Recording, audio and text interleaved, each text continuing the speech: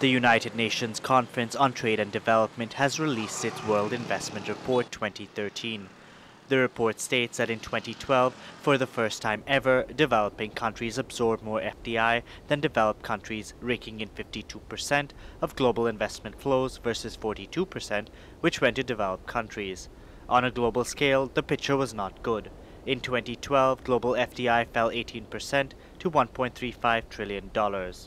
The sharpest fall has occurred in developed economies. Overall, as a group, they have seen their investment flows decline by 32%. This comes in contrast with developing countries that have experienced a slight decline by 4%. So there's difference depending on the groups of countries. Transition economies have experienced a decline by 9%. For developing countries, there are again some very good signs. So a decline of 4% is a very small decline overall.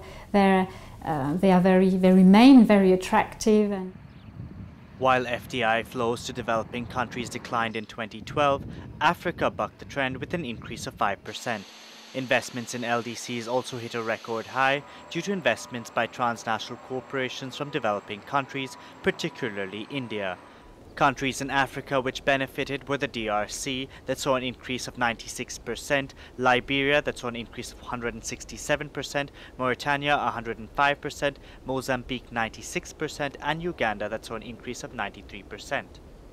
When we look at greenfield investment, particularly if we focus on least developed countries, Indian firms account for a significant share of greenfield investment. So they generate new economic activities in a variety of least developed countries.